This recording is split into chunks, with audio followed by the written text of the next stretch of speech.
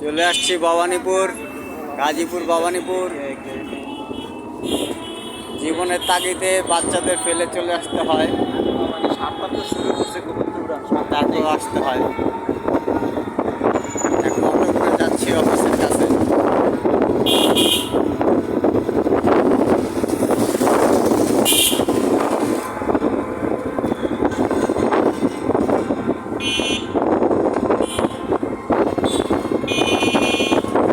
তুমি কিছু বলো।